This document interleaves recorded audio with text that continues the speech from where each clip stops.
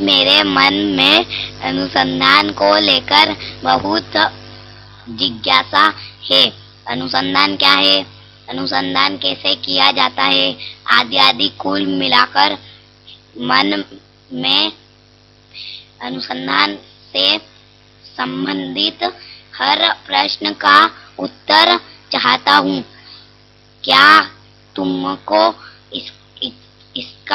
इसके बारे में कुछ पता है?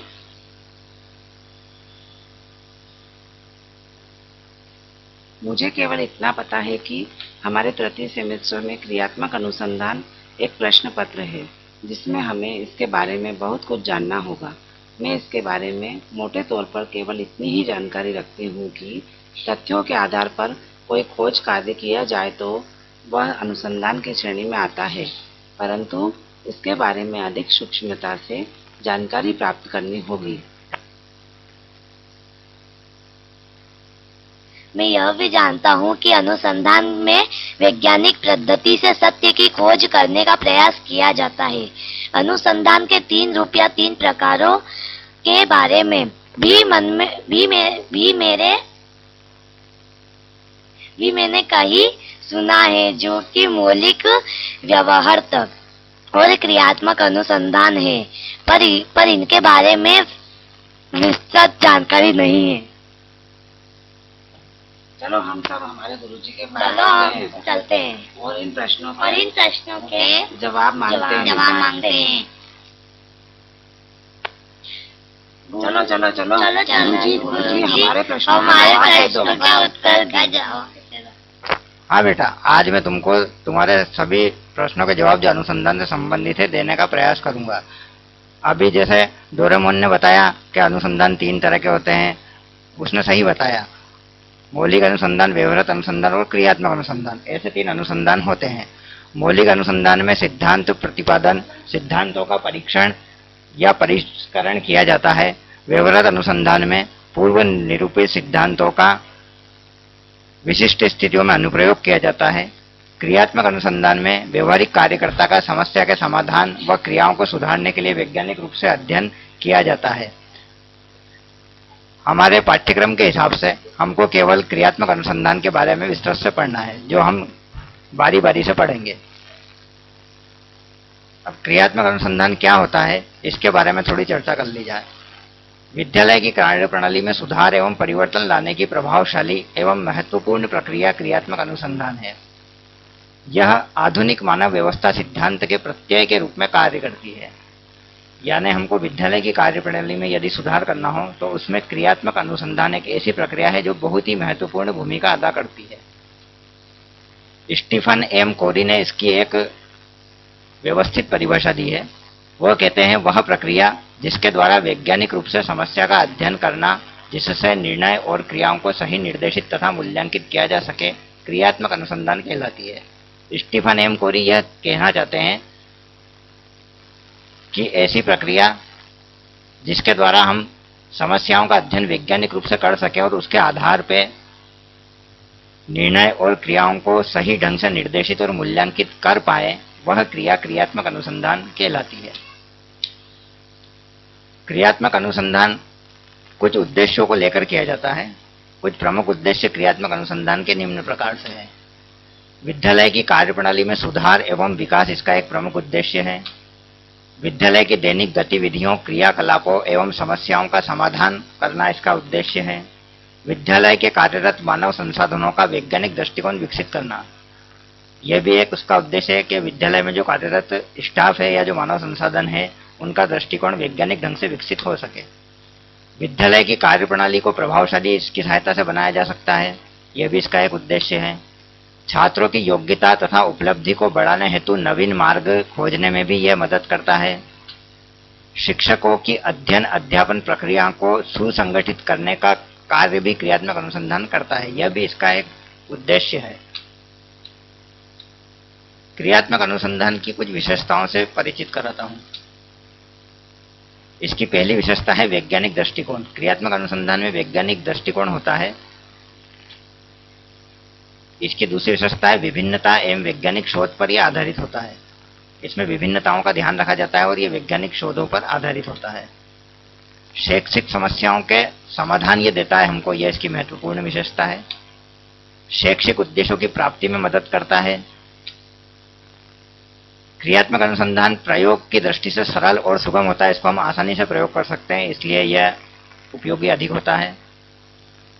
परिणामों में विद्यालय की समस्त गतिविधियों को उत्कृष्टता की ओर यह ले जाता है। इस प्रकार से ये क्रियात्मक अनुसंधान की कुछ विशेषताएं थी। क्रियात्मक अनुसंधान की विशेषताओं के साथ इसकी कुछ सीमाएं भी है जहां हम क्रियात्मक अनुसंधान का प्रयोग नहीं कर सकते हैं। जैसे परिणामों के सामान्यीकरण का अभाव इस क्रियात्मक अनुसंधान में रहता है। कहने का मतलब यह कि किसी एक समस्या विशेष के जो परिणाम है क्रियात्मक अनुसंधान से आते हैं उनका सभी जगह उपयोग हम नहीं कर सकते, इसके परिणामों के सामान्यीकरण का अभाव होता है। सीमित परिस्थितियों के लिए लाभदायी होता है यह, लेकिन वैज्ञानिक निरीक्षण का अभाव होता है।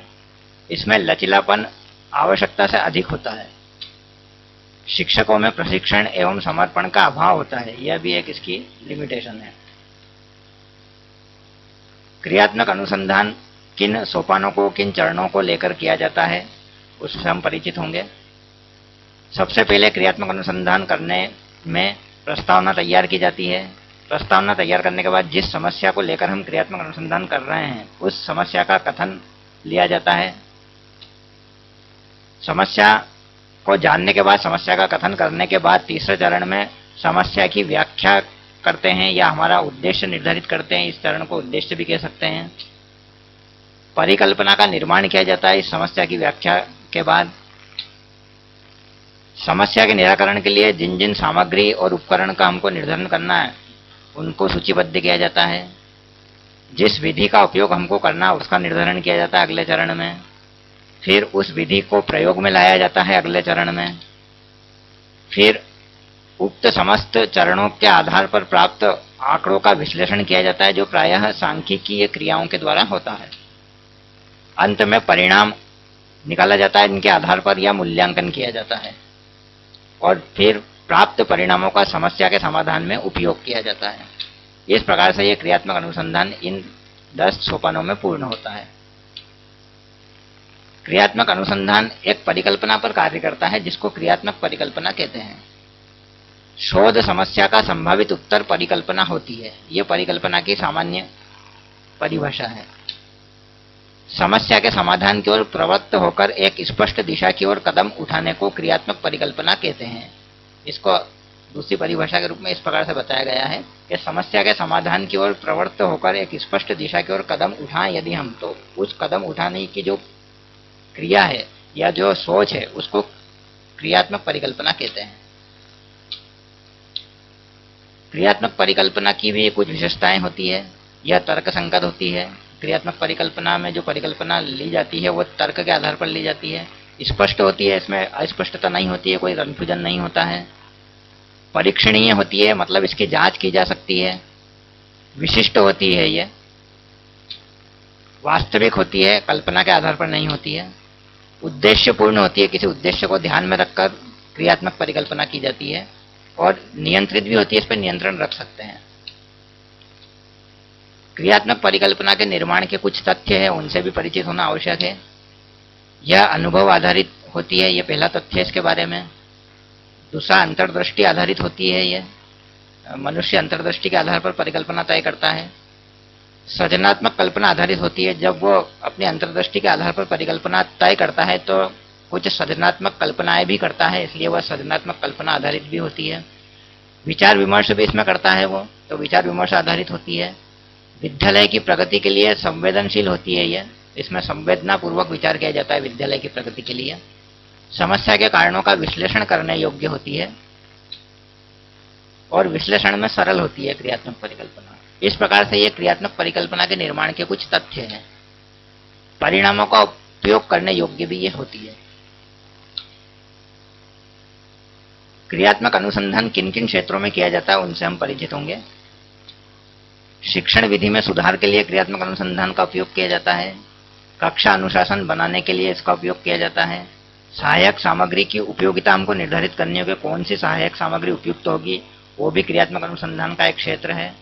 विद्यालय से छात्रों के भागने की समस्या होती है। इन समस्याओं के निराकरण में भी क्रियात्मक अनुसंधान का उपयोग कर सकते हैं। इस प्रकार से यह भी इसका एक क्षेत्र है। विद्यालय संगठन एवं प्रशासन संबंधी भी कुछ समस्या विद्यालय में होती है, वो भी क्रियात्मक अनुसंधान का एक क्षेत्र है, उसका अध्ययन भी यहाँ कर सकते हैं। भाषा शिक्षण जब हम करवाते हैं तो उसमें वर्तनी एवं उच्चारण की समस्या अधिक आती है, तो इस प्रकार की समस्या भी क्रियात्मक अनुसंधान के क्षेत्र में आती है। छात्रों की सामाजिक एवं संवेगात्मक समस्याएं भी होती है, यह भी क्रियात्मक अनुसंधान का क्षेत्र होता है। शिक्षक छात्र संबंध भी कभी कभी अच्छे नहीं होते हैं, उनमें भी कुछ समस्याएं होती है, यह भी क्रियात्मक अनुसंधान का अध्ययन क्षेत्र हो सकता है। इसके अलावा भी बहुत से अध्ययन क्षेत्र क्रियात्मक अनुसंधान के हो सकते हैं जो विद्यालय और शिक्षण से संबंधित हो। क्रियात्मक अनुसंधान के लिए जिन उपकरणों का उपयोग किया जाता है वो है प्रश्नावली। इसके लिए हम प्रश्नावली बनाते हैं। हमारे जो प्रतिदर्श होते हैं या जो छात्र होते हैं उनसे हम प्रश्न पूछते हैं, उसके लिए प्रश्नावली तैयार की जाती है। प्रश्नावली के आधार पर अनुसूचियां तैयार की जाती है। निर्धारण के लिए कुछ सामग्री तय की जाती है। साक्षात्कार किया जाता है कभी कभी पर्टिकुलर अलग अलग बच्चों का या 2-3 के ग्रुप में। अवलोकन किया जाता है, बच्चों की या समस्या से संबंधित प्रतिदर्श की क्रियाओं का अवलोकन करना पड़ता है। मनोवैज्ञानिक परीक्षण भी किया जाता है, कभी कभी मनोवैज्ञानिक पद्धतियों से भी परीक्षण करने की आवश्यकता पड़ती है। अभिमतों का संग्रहण किया जाता है और चेक लिस्ट बनाई जाती है कि कौन सा कार्य हमने कर लिया और कौन सा नहीं किया, इसके लिए चेक लिस्ट बनाई जाती है। इस प्रकार से ये क्रियात्मक अनुसंधान के कुछ उपकरण हैं। क्रियात्मक अनुसंधान लेखन कार्य किस प्रकार से करते हैं? अभी तक हमने क्रियात्मक अनुसंधान क्या होता है, उसकी सीमाएं क्या होती है, वो किस प्रकार से किया जाता है, ये सब देखा। तो एक नमूने के तौर पे इसके लेखन कार्य पर चर्चा कर रहे हैं। क्रियात्मक अनुसंधान के विभिन्न पहलुओं एवं सोपानों पर चर्चा के पश्चात अब आपके सम्मुख शिक्षार्थियों की अशुद्ध वर्तन से संबंधित एक क्रियात्मक अनुसंधान की रूपरेखा को हम उदाहरण के रूप में प्रस्तुत कर रहे हैं। इसमें अनुसंधान करता है कक्षा 7 का भाषा शिक्षक। कक्षा है 7।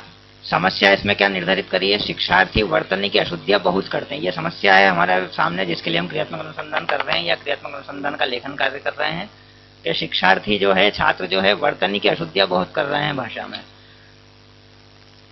इस समस्या का सीमांकन और विशिष्टीकरण करना पड़ेगा, मतलब समस्या को स्पष्ट रूप से तय करना पड़ेगा कि वो वर्तनी की अशुद्धियां कहाँ कर रहे हैं। तो हम देखते हैं कि श और स वर्णों के उच्चारण में वो अशुद्धियां करते हैं, वर्तनी का अशुद्धियां भी करते हैं। शिक्षार्थी श, स और स के स्वरूपगत अंतर को स्पष्ट रूप से नहीं समझते और बोलने, पढ़ने तथा लिखने में इन वर्णों वाले शब्दों का अशुद्ध प्रयोग करते हैं। इस प्रकार से हमने समस्या का सीमांकन एवं विशिष्टीकरण किया, जिसके लिए हमको क्रियात्मक अनुसंधान करना है। उक्त अनुसार प्रारंभ करके अभी तक हमने जो सोपान पढ़े हैं क्रियात्मक अनुसंधान के 10 सोपान, उनके आधार पर इसको हम लिख सकते हैं। इस प्रकार से ये क्रियात्मक अनुसंधान की कुछ जानकारी इस वीडियो के माध्यम से आप तक पहुंचाई है। आशा है आपको समझ में आई होगी।